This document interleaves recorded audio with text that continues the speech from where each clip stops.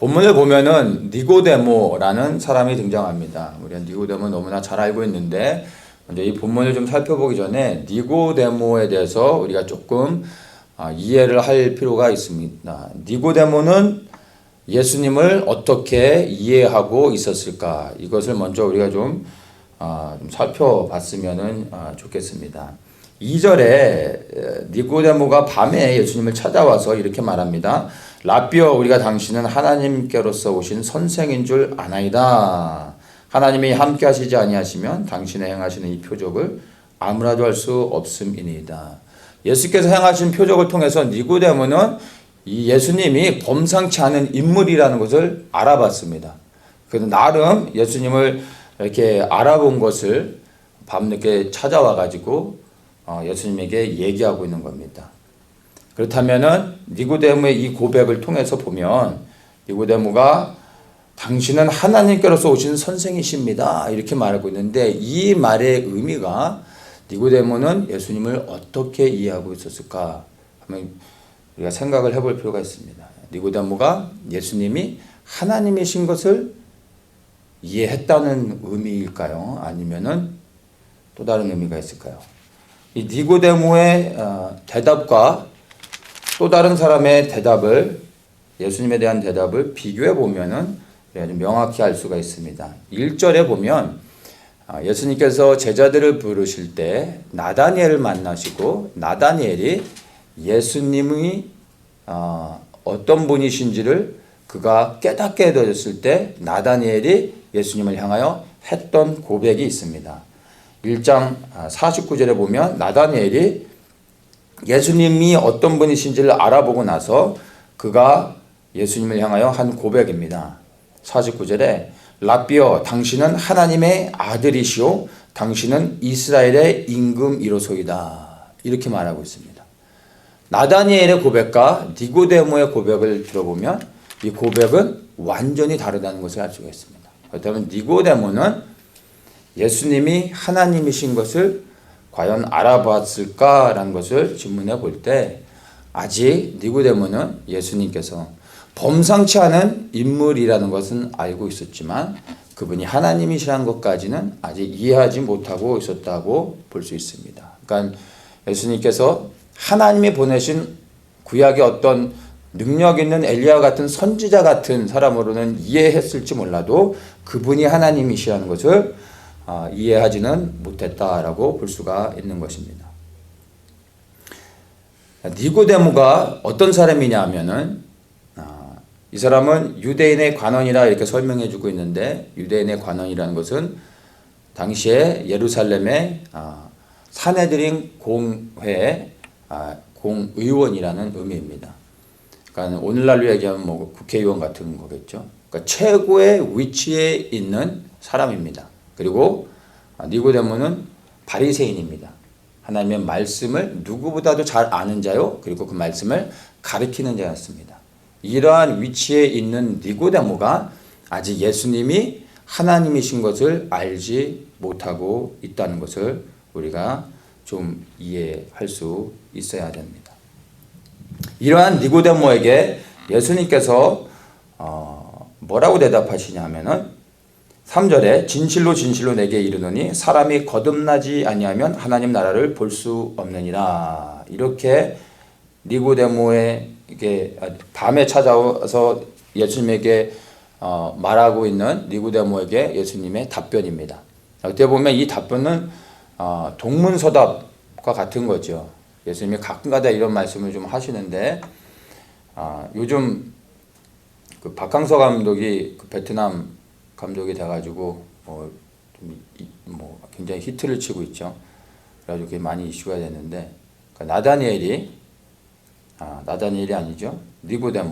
니고데모가 예수님한테 찾아와가지고 막 박항서 감독 얘기하면서 막 축구 얘기를 막 하고 있는 거야. 그런데 예수님이 그래 하고 그 말을 듣고 예수님이 그 니고데모의 얘기를 듣고 답변이 예수님은 골프 얘기를 또 막 하시는 거야. 그러니까 뭔가 대화가 연결이 안 되는 거죠. 지금 2절과 3절 니고데모와 예수님의 대화가 거의 이런 썰렁한 분위기가 되는 겁니다. 밤늦게 니고데모가 찾아와서 라비어 당신은 하나님께서 오신 선생입니다. 이렇게 말하고 있는데 너는 거듭나야 된다. 거듭나지 않으면 하나님 나라를 볼 수가 없다. 전혀 연결이 안 됩니다. 예수님께서는 니고데모가 원하는 것을 말씀해 주시는 것이 아니라 니고데모의 영적인 상태를 알면서 니고데모에게 정말 필요한 말씀이 무엇인지를 니고데모의 그 영의 상태를 보면서 말씀해 주고 있는 거라고 이해를 하면 됩니다. 그러니까 니고데모는 표적을 통해 예수님이 범상치 않은 인물인 걸 알았지만 하나님의 아들이라는 것을 알지 못했습니다. 근데 그 알지 못한 이유가 바로 거듭나지 않았기 때문이라는 것을 니고데모에게 말해주고 있는 것입니다. 그래서 거듭나야 된다. 그래야 하나님 나라를 볼 수 있다라고 말하고 있습니다. 하나님 나라를 본다는 것은 하나님 나라에 들어갈 수 있다라는 것이죠. 이 하나님 나라는 곧 우리가 그렇게 원하는 천국이고 영원한 생명을 얻는 것과 연결되는 것입니다. 그러니까 거듭난다는 것은 곧 우리가 영원한 생명을 얻는 것으로 이해를 할 수가 있는 것입니다. 근데 니고데모는 아직 하나님 나라 천국에 들어갈 준비가 되지 않은 거듭나지 않은 상태로 있다는 것을 예수님께서 우회적으로 돌리셔서 말씀해주고 있는 것입니다. 이 거듭나다라는 말은 아노텐이라는 단어를 쓰고 있는데 이 말의 의미는 이 거듭나다라는 것을 우리는 흔히 이제 뭐 다시 태어나는 것 이렇게 얘기하죠. 그래서 니고데모도 이것을 인간적으로 이해하면서 사절에 보면은 사람이 늙으면 어떻게 날 수 있습니까? 또 엄마의 뱃속에 들어갔다 나야 됩니까? 이것을 또 다른 육신의 어떤 태어남 이런 것들로 이해를 하려고 하죠. 근데 이 아노텐이란 단어의 실제적인 의미는 우리가 born again이 아니라 다시 육체적인 생명으로 태어나는 것이 아니라 born from above 이런 의미를 갖고 있습니다. from above, from a highest place. 그러니까 위에서 태어나는 것인데 그 위에서 태어난다는 것을 조금 더 구체적으로 설명할 때 뭐라고 했냐면은 come from heaven, come from God. 그러니까 위로부터 태어난다는 것은 곧 하나님으로부터 태어나는 것, 하나님으로부터 하늘로부터 태어나는 것을 의미하는 것입니다. 하나님으로부터 태어날 때 영원한 생명을 얻을 수 있다라는 것을 우리에게 말씀해 주고 있는 것입니다. 그래서 5절에 이제 예수님께서 말씀을 계속 연결하실 때 진실로 진실로 내게 이르노니 사람이 물과 성령으로 나지 아니하면 하나님 나라에 들어갈 수 없느니라 이렇게 말씀하십니다. 물과 성령으로. 그러면서 6절에 육으로 난 것은 육이요 성령으로 난 것은 영이다 이 말씀을 하시죠. 그러니까 물로 나는 것은 우리 육체적인 태생을 이야기하는 거고 성령으로 나는 것은 곧 이제 우리가 하나님 안에서 새롭게 태어나는 것, 즉 우리의 죽은 영이 사실은 다시 살아나는 것을 의미하는 것입니다. 이 우리의 영이 다시 살아나는, 죽은 영이 다시 살아나는 것을 우리가 조금 이해를 해야 되는데, 하나님께서 사람을 지으신 다음에 그 흙으로 사람을 지으시고 생기를 불어넣을 때 생명이 되어졌다라고 성경에서 말하고 있습니다. 그러니까 그때 들어간 생기가 바로 성령이죠. 성령이 들어갔을 때 아담이 비로소 생명을 가지고 하나님 안에서 하나님과 깊이 있는 교제를 나누면서 하나님 안에서 살아가게 되어졌습니다. 근데 하나님께서 사람을 창조하시고 난 후에 아담과 깊이 있게 늘 하나님 앞에 나아가면서 교제하면서 하나님께서 그에게 한 가지 법을 주셨는데 바로 모든 것을 다 할 수 있지만 동산 중앙에 있는 선악과는 먹지 말라고 했습니다. 이것을 먹으면 정령 죽으리라 말씀하셨습니다. 그런데 단 하나 말씀하신 이것을 불순종함으로 선악과를 먹고 그가 죽게 되어졌습니다. 하나님으로부터 떨어져 나가게 된 것이죠. 여기서 알아야 되는 게 선악과를 먹었기 때문에 죽게 된 것이 아니라 하나님의 말씀에 불순종했기 때문에 죽게 됐다라는 것을 우리가 이해하셔야 됩니다. 그리고 정령 죽으리라고 말씀하셨는데 사실은 보면은 선악과를 먹었음에도 불구하고 아담은 죽지는 않았습니다. 근데 그 죽음을 우리가 어떻게 이해해야 되냐면 우리 육체의 어떤 죽음으로서 이해하는 것이 아니라 하나님과의 온전한 관계가 깨어져서 하나님으로부터 버림을 받은 것, 하나님으로부터 관계가 끊겨져서 떨어져 나가는 그것을 영적인 죽음으로 이해를 해야 됩니다. 그래서 선악과를 먹고 난 후에 하나님이 주셨던 그 동산에서 쫓겨나게 되죠. 그리고 하나님으로부터 버림을 받고 하나님과의 관계가 끊어져서 영이 죽은 채로 살아가게 됐던 것을 우리가 볼 수 있습니다. 이것이 아담의 문제일 뿐만 아니라 사실은 모든 인류, 바로 우리의 동일한 문제였던 것입니다. 그래서 우리는 영이 죽었고 하나님을 스스로 찾아갈 수도 없고 찾을 수도 없게 되어진 것이었습니다. 그리고 육적인 삶을 살다가 죽어서는 영원한 형벌, 불못에서 일평생이 아니라 영원토록 고통을 받을 수밖에 없는 것이 우리의 불행한 운명이었던 것이죠. 근데 예수님께서 이 땅에 육신으로 오셔가지고 우리를 위해 십자가를 지심으로 우리의 죄를 사해 주셨습니다. 그리고 하나님과의 깨어진 관계를 회복시켜 주셨습니다. 이것을 믿는 모든 사람들에게 바로 우리의 죄사함을 허락해 주시고 깨어진 하나님과의 관계가 회복되어져서 그리스도를 통하여 다시 하나님 앞에 나아갈 수 있는 은혜를 입게 되어진 것이 바로 우리가 받은 축복이라는 것을 우리가 이해할 수 있습니다. 그래서 예수 그리스도를 믿을 때 죽은 우리의 영이 다시 살아나는 것입니다. 이것이 바로 거듭남을 의미하는 것이죠. 하나님과의 깨어진 관계가 회복되어지는 것. 그것이 죽은 영이 다시 살아나는 거듭남으로서 하나님과의 관계 회복을 거듭남으로 우리가 이해할 수 있는 것입니다.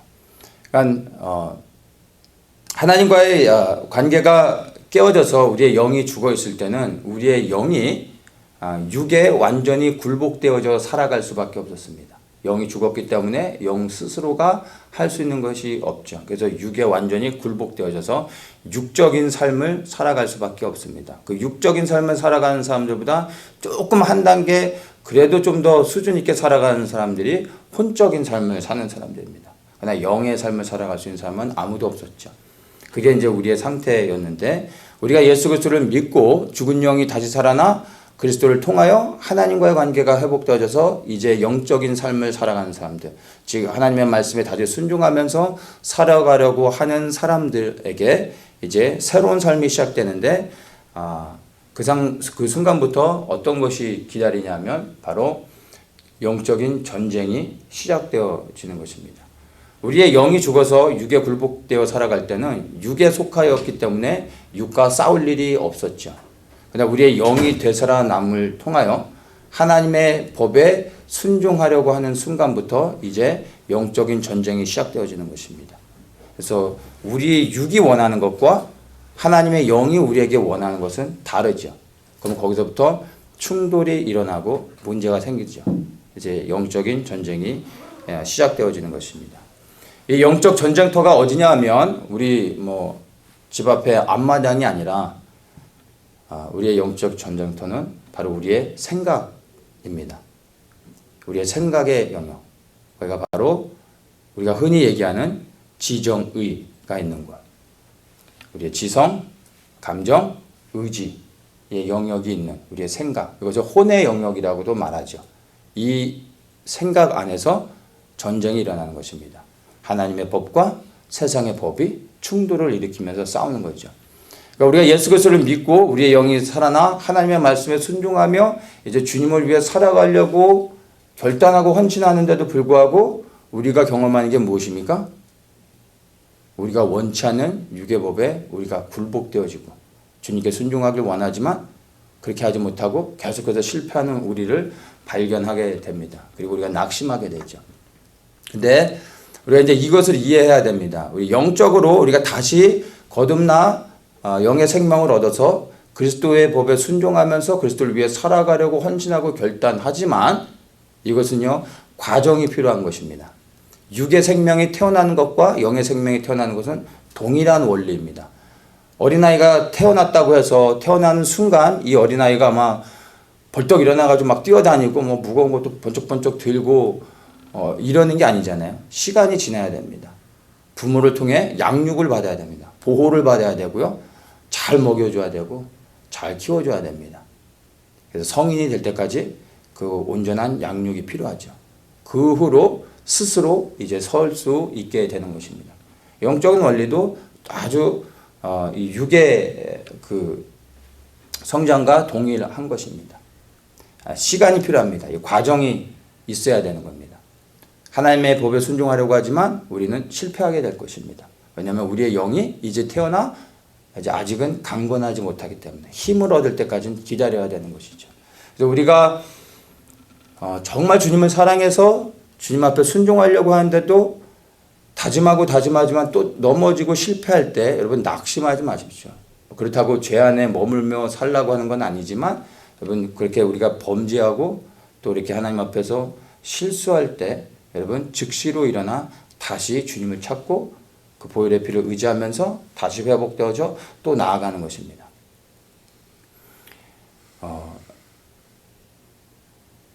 태권도를 이제 딱 그 처음 배운 사람이 흰띠가 돼서 뭐 몇 번 주먹 쥐리기 하고 발차기 좀 배웠다고 동네 싸움 잘하는 깡패하고 나가서 바로 싸워서 이길 수 있는 게 아니잖아요. 처음에는 맞아요. 좀 시간이 지나서 한 파란띠 되면은 그때는 이제 싸우다가 흰띠 때는 일방적으로 맞았는데 파란띠가 됐더니 때리지는 못하는데 몇 번 막아내는 거예요. 흰띠 때는 그냥 무작정 그냥 맞기만 했다가 파란띠 됐더니 몇 번 막아냈어요. 그 다음에 맞는 거예요. 빨간띠가 됐더니 막아내다가 실수로 어떻게 깡패를 한 대 쳐버린 거예요. 그리고 깡패로 화나게 해서 더 맞는 거죠. 근데 블랙벨트가 됐더니 이제는 막을 뿐만 아니라 이겨버린 거예요. 이 과정이 필요한 겁니다. 영적인 원리도 똑같습니다. 끝내는 우리가 이길 수 있게 됩니다. 우리가 강건해질 때까지 기다려야 되는 것이죠. 그렇다고 오늘 우리가 싸워서 이겼다고 내일 또 다시 싸울 때 승리가 보장되느냐? 그건 아니죠. 매일 이 영적인 싸움이 반복되어지는 것입니다. 그래서 우리는 매일의 삶 속에서 경건을 훈련해야 되고 계속 우리를 강건케 해야 되는데 그 강건케 하는 방법은 다른 게 아니라 말씀과 기도인 것입니다. 그리고 말씀드린 것처럼 우리의 삶의 현장에서 우리가 거듭나고 그리스도께 삶을 헌신했음에도 불구하고 예수님을 정말 사랑하는데도 불구하고 우리가 넘어지고 또 실패하고 범죄할 때 기억하십시오. 이게 끝이 아니라는 거예요. 경기는 끝나지 않은 겁니다. 매일 다시 한번 주님 앞에 나아가며 그 은혜 앞에 머물고 그리고 다시 회복되어져서 또 내일의 전쟁 가운데 승리할 수 있는 소망을 가지고 나아가면 되는 것입니다. 자, 이러한 과정을 통해서 우리가 영적으로 성숙해지고 거듭나는 사람들이 성숙해지면 이 과정을 통해 이제 훈련이 되어지죠. 그러다 보면은 이제 영적인 훈련들이 오래되면 영적인 지식들, 영적인 경험들을 갖게 됩니다. 근데 이것들이 이제 우리 안에서 하나의 어떤 우리만의 그 영적 경험을 통한 나만의 영적인 원리들, 이론들이 하나씩 쌓이게 됩니다. 근데 이런 것들을 바탕으로 해서 우리가 어떤 영적인 일들을 경험하고 어떤 문제들을 겪을 때 이런 것들을 그 원리에 의해서 어떻게 해결해야 될지 이런 것들을 우리가 배우게 되고 또 그런 원리들을 적용할 때 이제 우리가 또 승리를 경험하는 것들을 우리가 볼 수가 있습니다. 그런데 문제는 이러한 영적인 원리들, 우리의 그 영적인 신앙생활을 통해서 얻게 되는 많은 이런 노하우, 그런 경험들이 우리만의 원리와 그리고 이론이 되어져서 이것이 어떤 프레임으로 딱 굳어져서 공식화 되어지는 순간, 그 순간부터 우리는 영의 세계를 보다 혼의 영역으로 떨어지게 되는 것을 우리가 보게 됩니다. 많은 사람들이 영의 것을 사모하고 나아가다가 어느 단계가 돼서 다시 혼의 영역으로 떨어지는데 대부분 이 영적인 경험을 통해 얻은 그런 이론들, 경험들이 공식화 되어져서 그 공식을 붙잡는 순간부터 혼의 영역으로 떨어지게 됩니다. 많은 사람들이 이 패턴 안에 살아갑니다. 그러니까 영적인 것을 말하는데 가만 보면 그 영적인 것을 푸는 방법은 영적이지 않은 거예요. 영적인 것을 말하고 있지만 그 영적인 것들을 해결하는 방법은 지극히 혼적인 것들, 육적인 방법으로 풀어가려고 하는 것들을 보게 됩니다. 살아있는 하나님의 말씀이 율법이 되어지는 순간 그 말씀이 우리를 살리는 것이 아니라 율법이 멍에가 되어져 그 사람을 죽게 만드는 거죠. 그게 이스라엘 백성들이 겪었던 것입니다. 그래서 우리가 온전히 성령을 의지하지 않고서는 우리가 우리가 만들어 놓은 어떤 지식과 경험 이런 것들을 붙잡고 이것이 틀이 되어져 공식이 되어지는 순간 이제는 성령을 의지하지 않게 되어지는 것입니다. 거듭난 사람들이 저지르는 큰 실수입니다. 그래서 영적인 일을 겪을 때 어느 정도는 해결하고 어느 정도는 통과가 되는 것 같은데 어느 순간 영적인 한계를 부닥치게 되는 것입니다. 우리 하나님께서는 하나님이십니다. 말 그대로 하나님이십니다. 우리의 매일의 삶 속에서 동일한 문제를, 아주 똑같은 문제를 일평생 일으키시고 그 똑같은 문제를 우리 일평생 동안 매일 다른 방법으로 해결하실 수 있는 분이 우리가 믿는 하나님이십니다. 왜냐하면 그분은 하나님이시기 때문에 그게 가능합니다. 근데 우리는 어떤 문제를 겪을 때 그 문제를 겪고 나면 어떤 그 이론들을 만들고 어떤 문제들, 유사한 문제들이 일어나면 그 공식을 대입해서 그걸로만 해결하게 되는 거죠. 그것만 붙잡게 되는 겁니다. 그러면 그 다음부터는 매뉴얼만 갖고 있으면 되는 거죠. 성령은 필요가 없는 겁니다. 이게 영적이라고 말하는 사람들의 삶에서 일어나는 큰 실수들인 것입니다. 근데 정말 영적인 사람들은 사실은 이런 매뉴얼, 이런 어떤 공식화된 원리들을 갖고 있지 않습니다. 오히려 이런 것들을 버리게 되는 거죠. 8절에 보면 바람이 임의로 불매 내가 그 소리를 들어도 어디서 오며 어디로 가는지 알지 못하나니 성령으로 난 사람은 다 이러하니라. 이 말씀을 이해하시겠습니까? 바람이 불긴 불었는데 어디서 왔는지 그리고 또 어디로 가는지 모릅니다. 그러나 분명한 건 바람은 지나갔다는 것이죠. 성령을 의지하며 살아가는 사람들은요, 바로 이러한 것입니다. 원칙이 있을 것 같은데 사실은 원칙이 없는 사람들.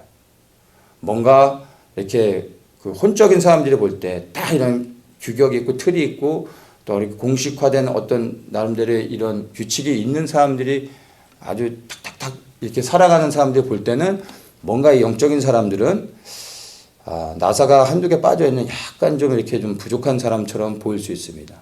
이 진짜로 영적인 사람들의 공통적인 고백이 뭐냐면 내일 일은 난 몰라요. 하루하루 살아요. 이러한 고백이죠. 정말 몰라서 그러는 것이 아니라 알 수도 있지만 그 아는 것들을 내려놓고 매일의 삶 속에서 새롭게 만나주신 성령님을 의지하며 그냥 내가 알고 있는, 내가 붙잡을 수 있는, 내가 기대할 수 있는 그 모든 것들도 내려놓고 그냥 그날 하루에 성령의 인도하심을 따라 그냥 살아가는 것입니다. 그때 말씀하시는 성령의 인도하심을 따라 한 발자국 뛰며 그날의 하루를 시작하는 것이 바로 영적인 사람들입니다. 이론을 충분히 만들 수도 있지만 그 이론을 만드는 것을 포기합니다. 버려버립니다. 왜냐하면 그것이 이론이 되어지는 순간 성령을 무시하게 되고 성령의 인도하심을 놓쳐버리게 됩니다. 많은 경험을 통해서 수많은 어떤 이론과 공식을 만들 수도 있지만 이런 것들을 버리는 거죠. 인간은 본성적으로 안정되길 원합니다. 어떤 문제를 겪으면 그 경험들을 기록하고 그것을 토대로 해서 뭔가를 이론을 만들고 그것들을 붙잡기 원합니다. 스스로를 이런 틀 안에 딱 그 공식으로 만들어 놓고 그 법칙대로 하면은 사람들이 안정감을 갖게 되죠. 뭔가 편안함을 느낄 수 있습니다. 근데 그 편안함 안에서 성령의 다이나믹하게 인도하시는 매일의 삶 속에 그 인도하심을 놓쳐버릴 수밖에 없는 것이죠. 성령의 인도함을 받는 사람들은 이것들을 버립니다. 날마다 새롭게 만나주시는 성령 하나님을 의지하면서 모든 것을 내려놓을 수 있는 사람들이죠. 그래서 우리가 흔히들 말할 때 우리의 모든 믿는 사람들의 기준이 하나님의 말씀이 되어져야 된다. 오직 말씀의 기준으로 말씀에 순종해야 된다. 이런 얘기들을 합니다. 맞는 얘기인데 사실 거듭난 하나님의 사람들은 말씀을 기준으로 살지 않습니다. 말씀이 기준되는 건 맞는데 문제는 말씀이 기준되어서 말씀대로만 순종하면 살면 됐지만 중요한 건 우리가 그 말씀을 제대로 다 이해하느냐 이 말이죠. 그 말씀을 하나님의 기록된 말씀 우리에게 무엇을 명령하고 있는지를 우리가 온전히 분별하느냐 이것이 관건인데 우리가 그렇지 못하다라는 것입니다.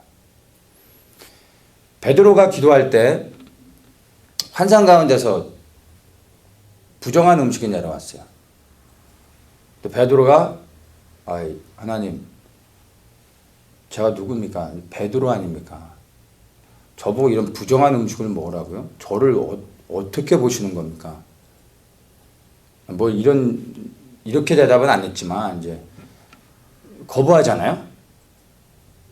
근데 그때 베드로의 기준이 뭐였습니까? 하나님의 말씀이었어요. 하나님의 말씀을 가지고 하나님이 먹으라고 한 것을 거부한 것입니다. 하나님께서 말씀하시죠. 내가 깨끗게 한 것을 속되다 하지 말라. 환상 가운데 것을 세 번을 보여주시잖아요. 하나님의 말씀을 안다고 하고 실제로는 하나님의 뜻을 하나님의 명령을 거부하고 불순종하는 그러한 실수를 저지를 수 있는 것입니다. 우리가 하나님의 말씀을 아는 것 같아서 하나님의 말씀대로 행하는 것 같지만 사실은 베드로와 같이 하나님의 뜻을 우리가 거부하고 하나님의 말씀에 불순종하고 있는 실수를 저지를 수 있다는 것을 여러분 잊지 마셔야 됩니다. 별로 우리 자신을 그렇게 신뢰해서는 안 됩니다. 하나님의 말씀에 온전히 순종할 수 있는 유일한 길은요, 성령께 순종하는 것입니다. 왜냐하면 성령께서 하나님의 말씀을 기록하셨습니다. 그래서 그 성령을 통하여서만 오직 기록된 하나님의 말씀을 우리가 온전히 그분이 깨닫게 하시고 가르쳐 주시고 드러내 줄 때 우리가 비로소 그 말씀을 온전히 이해할 수가 있는 것입니다. 그래서 성령께 순종하는 사람이 결론적으로 하나님의 말씀을 바로 알고 그 말씀에 순종할 수 있는 은혜와 능력도 성령을 통하여 공급받게 되는 것을 여러분 이해하셔야 됩니다. 그래서 이 성령께 온전한 순종을 이루므로 말씀에 순종하는 삶을 살아가기 위해서 바로 우리가 거듭나야 된다는 것입니다. 거듭나야 바로 성령의 인도하심을 받을 수 있는 것입니다. 이 거듭남을 이야기할 때 우리가 빼놓을 수 없는 구절이 갈라디아서 2장 20절이죠. 내가 그리스도와 함께 십자가에 못 박혔나니 그런즉 이제는 내가 산 것이 아니요 내 안에 그리스도께서 사신 것이라. 이제 내가 육체 가운데 사는 것은 나를 사랑하사 나를 위하여 자기 몸을 버리신 하나님의 아들을 믿는 믿음 안에서 사는 것이라.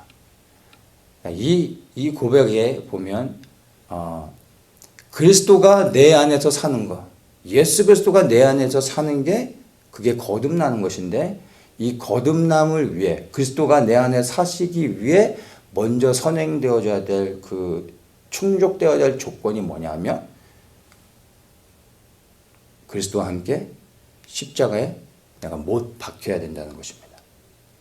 피지컬리 우리가 십자가에 올라가야 된다는 것이 아니라 바로 나의 생각이 주님 앞에 내려져야 된다는 거죠. 내가 죽는다는 것이 곧 바로 나의 생각, 나의 가지고 있는, 알고 있는, 붙잡고 있는 나의 경험과 지식, 감정, 나의 뜻, 의지, 경험, 어떤 나의 계획, 이 모든 것들을 내려놓는 것입니다. 그게 사실은 내가 죽는 것이죠. 이게 되어져야 성령께서 내 안에 임하시고 그분의 뜻을 계시하실 때 내가 그것을 영으로 하나님의 말씀을 온전히 받을 수 있게 되는 것입니다. 깨달아 할 수 있게 되는 것이죠. 내 마음이 깨끗하게 되어질 때 비로소 거기에 주의 성령께서 하나님의 뜻을 우리 가운데 부어주실 수 있는 것입니다. 그러기 위해서는 우리가 십자가에 올라가야 된다는 것입니다. 우리의 생각이 그리스도께 온전히 굴복되어져야 되는 것입니다. 거듭남의 조건, 바로 내 생각의 영역, 내 모든 지성, 감정, 의지, 모든 혼의 영역들이 온전히 그리스도께 무릎 꿇고 내려줘야 됩니다. 그래야 주의 성령이 임하시고 하나님의 뜻을 계시해 주실 때 분별하여 알 수 있는 것입니다. 근데 거듭나서 이렇게 매일의 삶 속에서 하나님의 뜻에 순종하면서 그리고 이제 육의 어떤 원하는 것과 하나님의 원하는 것들이 내 안에서 싸움을 일으키면서 이렇게 계속 살아가는 훈련들을 할 때 이 거듭난 사람들 안에서 그 다음 단계로 일어나는 이제 우리 안에 이제 부닥치는 새로운 충동들이 있습니다. 이게 뭐냐면 이제 우리가 하나님의 법에 순종하며 나아가려고는 하지만 하나님께서 우리 안에 그분의 뜻을 계시해 주고 깨닫게 해 주십니다. 그때 각 사람마다 우리 안에 가지고 있는 어떤 고정된 틀이 있어요. 어떤 생각의 영역 가운데, 가치관 가운데, 그리고 나의 경험을 통해서 쌓여져서 굳어진 그 어떤 것들이 모든 사람에게 다 있습니다. 삶을 통하여서 그리고 배움과 지식을 통하여서 우리 안에 알게 모르게 굳어진 것들이 다 있습니다. 근데 이런 것들과 하나님의 말씀이 우리 안에 들어올 때 충돌을 일으키게 됩니다. 이때 우리가 우리 안에서 혼의 반응이 일어나는데 충돌이 일어나면서 우리가 그것들을 거부하려고 합니다. 하나님의 말씀이 우리 안에서 혼의 영역과 충돌할 때 두려움이 생기고요. 그리고 어떤 공포가 몰려오기도 하고 마음의 염려, 그리고 이제 두려움들, 그리고 뭔가 불안한 마음들, 실제적으로 막 가슴이 뛰고 뭔가 답답하고 힘들고 그래서 더 이상 생각하고 싶지 않고 뭔가 이런 안에서의 충돌들이 일어납니다. 근데 많은 경우 이런 일들이 일어날 때 대부분의 사람들은 여기에서 계속해서 하나님의 뜻을 구하면서 하나님 앞에 머물러 있지 않고 많은 사람들이 그 상황 가운데서 덮어버립니다. 더 이상 나가지 않고 그냥 덮어버리고 모른 척하고 그냥 살던 대로 고민하지 않고 그냥 과거로 돌아갑니다. 근데 그게 성령을 근심케 하는 것입니다. 이 과정이 계속 반복되어지면 우리 안에 성령을 소멸케 하는 것입니다. 그리고 성령이 더 이상 우리를 충동하시면서 그분의 말씀을 우리에게 알게 하시지 않죠. 성령을 소멸하고 있기 때문에. 근데 이것이 힘들지만 이 안에 머물러 있으면서 정말 하나님의 뜻이 무엇인가 그리고 하나님의 뜻을 알고자 힘들지만 싸우며 머물러 있고 계속해서 기도할 때 하나님께서 그 과정 가운데서 놀라운 회복을 주시죠. 실제적으로 이런 과정을 겪을 때 몸이 아파올 수도 있습니다. 근데 계속해서 하나님의 뜻을 구하며 머물러 있을 때 나중에 이제 우리 육의 생각들이 그리스도께 굴복되어지고 회복이 일어나고 치유가 일어나고 마음의 평강을 갖고 그리고 진정한 진리가 너희를 자유케 하리라 말씀하셨는데 그 진리 안에서 진정한 자유를 경험하게 되어집니다. 뭔가 풀어지고 뭔가 정말 자유케 되는 것들을 영적으로 실제로 경험하게 됩니다. 그리고 하나님을 조금 더 알게 되어지는 것이죠. 그 다음부터 하나님께서 우리에게 새로운 말씀들을 주실 때 그것들이 깨달아지게 되고 새롭게 볼 수 있게 되는 안목을 우리 가운데 허락하시는 것을 경험하게 되어질 수 있는 것입니다. 그래서 예수님께서 니고데모에게 사람이 거듭나지 아니하면 하나님 나라를 볼 수 없다. 이 하나님 나라는 곧 바로 천국이요 우리가 얻길 원하는 영원한 생명이잖아요. 거듭나야지만 하나님의 말씀을 깨달아 할 수 있고 깨달은 말씀에 순종할 수 있고 그래야 영원한 생명을 얻을 수 있다. 하나님 나라에 들어갈 수 있다. 그래서 너는 거듭나야 된다라고 말씀하고 있는 것입니다. 거듭나야지만 하나님의 나라의 비전을 볼 수 있고요. 그 하나님 나라를 이해할 수 있고 그 나라를 소망하고 그 나라를 위해 우리의 삶을 헌신할 수 있게 되는 것입니다.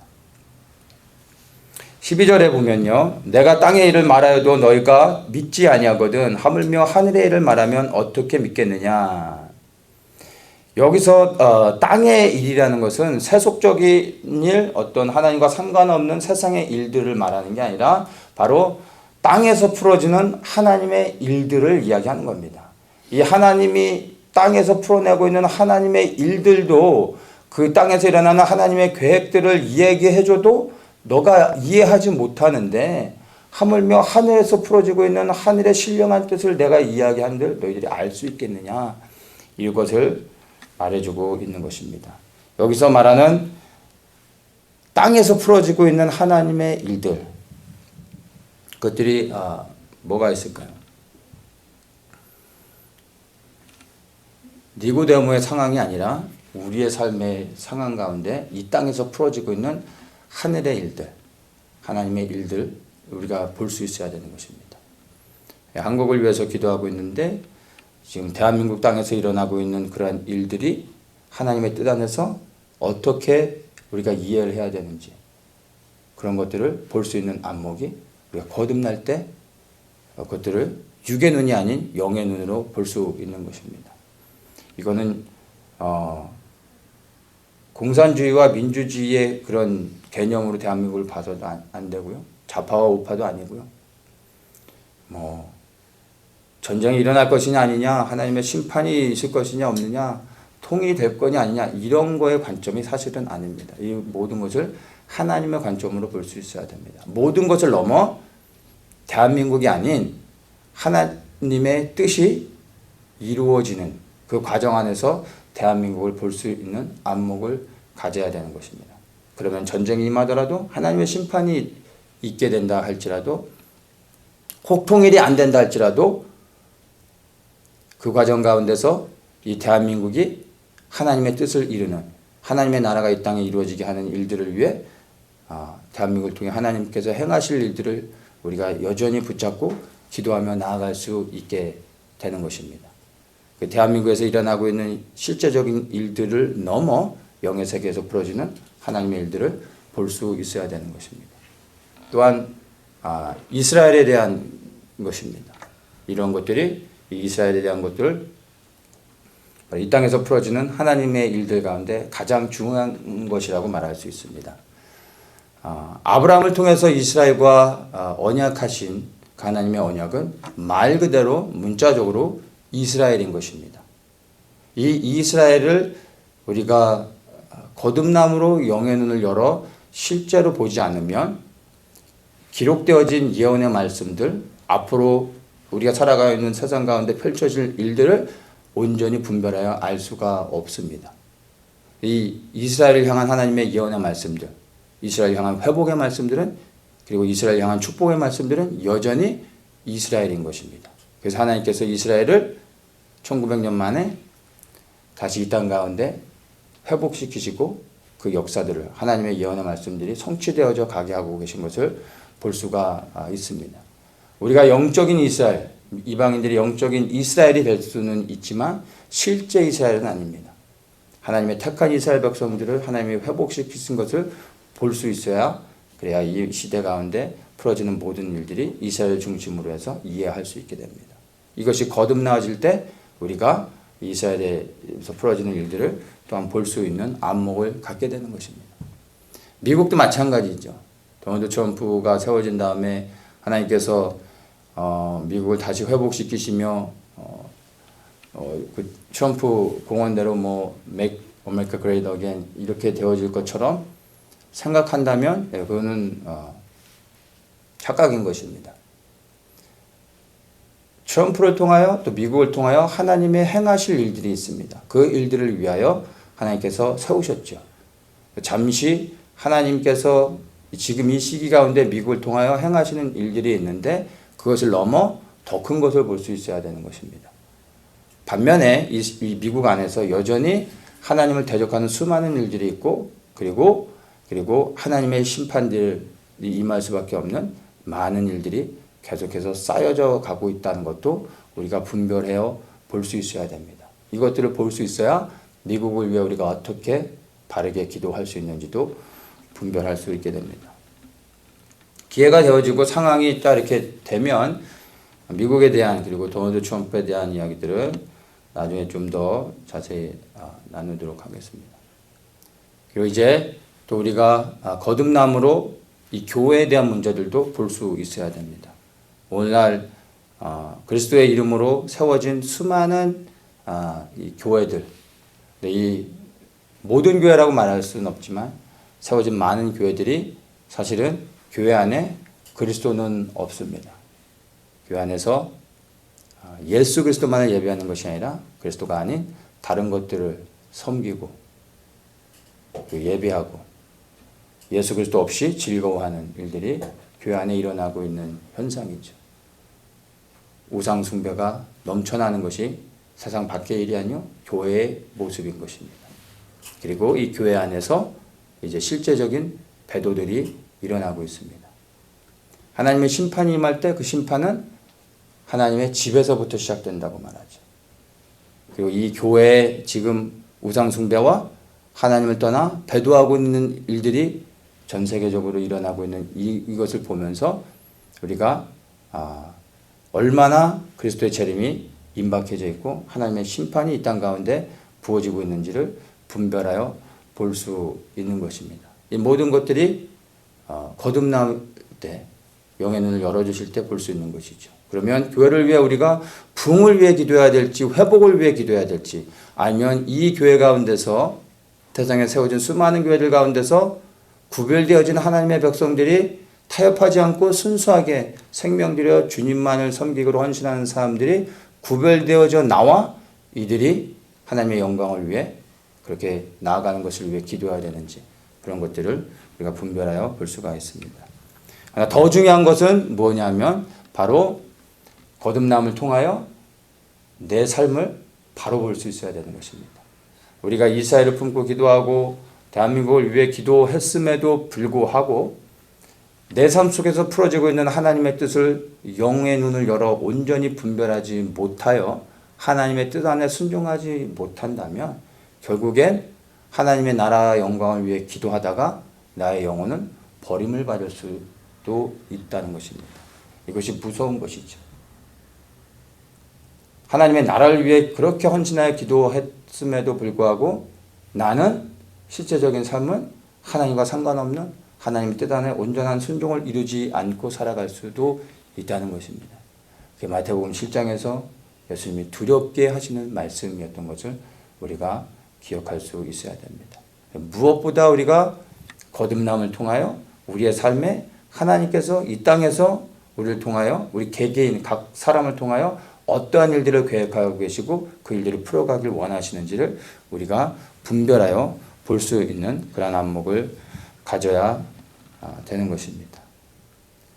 이렇게 말씀하시며 이 땅의 일들 또 하늘의 일들 이런 것들을 말씀하시면서 13절부터 21절을 보면요. 이것은 이제 하늘의 일들에 대해서 구체적으로 설명해 주십니다. 하늘에서 내려온 자 바로 예수 그리스도를 말했죠. 그 예수 그리스도 외에는 하늘에 올라간 자가 없다. 모세가 광야에서 뱀을 든 것 같이 인자도 들려야 그래야 영생을 얻게 된다. 예수 그리스도께서 십자가에서 죽으셔야지만 우리가 영원한 생명을 얻게 된다는 것이죠. 영원한 생명을 얻는 자가 하나님 나라에 들어가는 것입니다. 그래서 그리스도께서 사역을 시작하시면서 선포하셨던 것들이 바로 하나님 나라죠. 회개를 선포하시면서 하나님 나라가 가까웠다고 말씀하셨습니다. 어느 누구도 성경의 어느 누구도 하나님 나라를 이야기하는 사람은 없었습니다. 오직 예수 그리스도가 하나님 나라를 말씀하시기 시작하였죠. 왜냐하면 이 하나님 나라를 풀어줄 수 있는 사람은 아무도 없었습니다. 가본 사람이 없었기 때문에. 그래서 구약은 하나님 나라에 대해서 구체적으로 말해주고 있지 않은 것을 우리가 볼 수 있습니다. 그래서 창세 이후로부터 그리스도께서 죽으시고 부활하기 전까지 천국에 들어간 사람은 아무도 없습니다. 모세나 다윗이라 할지라도 그들이 죽고 난 후에 천국에 들어가는 것이 아니라 우편강도 죽기 직전에 우편강도에게 예수님께서 내가 오늘 나와 함께 낙원에 있으리라 말씀하셨죠. 예수님이 돌아가시기 전이죠. 그래서 예수 그리스도께서 죽으시고 부활하기 전까지는 하나님 나라로 가는 사람은 아무도 없었습니다. 왜냐하면 영원한 생명을 얻는 것, 그리고 그래서 하나님 나라에 들어가는 것은 오직 예수 그리스도를 통하여서만 가능합니다. 그리스도께서 아직 죽고 부활하지 않으셨기 때문에, 사망의 권세 완전히 깨트리고 부활하지 않으셨기 때문에 하나님 나라에 직접 들어갈 수 있는 사람은 없었던 것이죠. 그래서 오직 그리스도를 통하여 하나님 나라에 들어가게 된다는 것을 말씀해 주는 것입니다.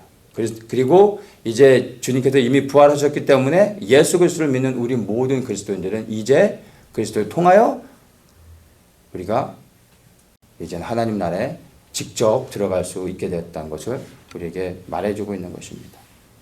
이런 것들이 바로 우리가 거듭나 영으로 깨어나서 이 말씀들을 분별해야지만 하나님이 예수님 말씀하시는 이 영생을 얻는 것들, 이 의미들을 우리가 알 수 있게 되는 것입니다. 19절에 보면요, 그 정죄는 이것이니 곧 빛이 세상에 왔으되 사람들이 자기 행위가 악함으로 빛보다 어둠을 더 사랑한 것이니라.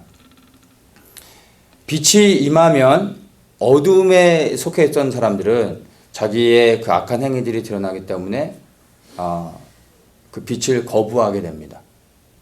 그래서 오늘날 세상에 수많은 사람들이 이유도 없이 그렇게 예수님을 싫어하는 것을 우리가 이해할 수 있어야 됩니다.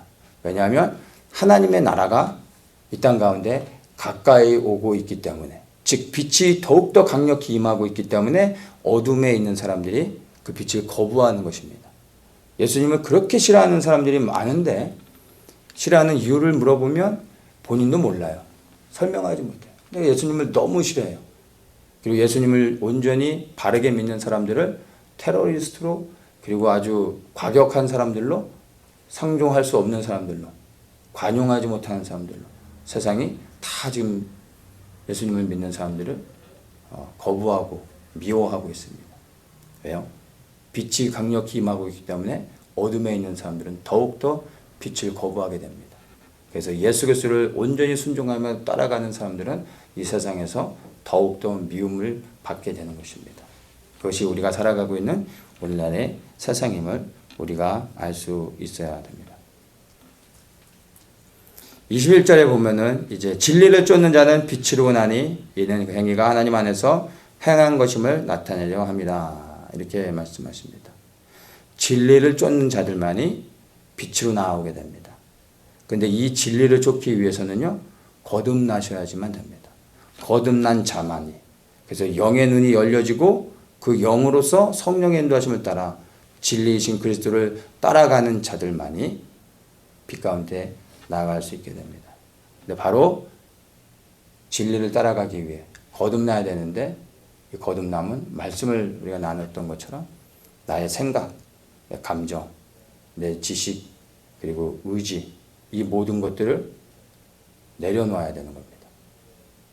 죽기보다 더 힘든 나 자신을 그리스도께 굴복시켜야 됩니다. 이래야 여기서부터 이제 진리를 찾고 진리를 안에서 자유하게 된 일들을 경험할 수 있게 되는 것이죠. 니고데모는 주님께 나아갔습니다. 니고데모가 주님 앞에 나아갈 때 우리가 분명히 알 수 있는 것은 니고데모는 거듭난 사람은 아니었습니다. 그 말을 이해하지 못했습니다. 그러나 여기가 바로 시작이 될 수 있는 것입니다. 니고데모는 진리를 찾는 간절함이 있었습니다. 그래서 그 밤중에 예수님을 찾아왔던 것처럼 여러분, 우리가 온전히 그리스도를 잘 알지 못한다 할지라도 이것이 니고데모처럼 예수 그리스도 앞에 나아가는 것, 주님을 찾는 것이 바로 우리의 진리를 안에서 자유를 경험하며 이제 결론적으로는 그리스도께 순종할 수 있는 그 시작이 되어지는 겁니다. 진리신 그리스도께 나아가셔야 됩니다. 니고데모는 예수가 그리스도임을 온전히 알아보지 못했지만 시간이 지나 요한복음에서 니고데모가 어떻게 변화되는지를 보여줍니다. 바리새인들이 예수님을 잡아 죽이려고 할 때 니고데모가 예수님을 보호하려고 했습니다. 그래서 막으려고 했습니다. 예수님이 돌아가시고 난 후에 니고데모가 예수님을 장사 지내는데 기름을 가져옵니다. 니고데모는 변화되어졌습니다. 나중에 거듭났습니다. 영의 눈을 열어 예수가 하나님이심을 알았습니다. 그분을 위해 그 삶을 들여 살았던 것을 성경에서 우리에게 말해주고 있습니다. 지금 우리의 상태가 어떠하든 여러분 우리가 혹 거듭나지 않았다 할지라도 여러분 니고데모처럼 그리스도를 향하여 나아가는 겁니다. 그리스도 앞에 나아가 무릎을 꿇고 그리고 이제 주님 앞에 머물러 있는 것입니다. 그것이 이제 거듭남의 시작이 되어지고 끝내는 그리스도의 뜻을 분별하면서 하나님 앞에 순종하며 살아갈 수 있는 그러한 시작이 되는 것입니다. 진리신 그리스도 앞에 나아가십시오. 거기서부터 우리의 거듭남은 시작되어지는 것입니다. 기도하겠습니다.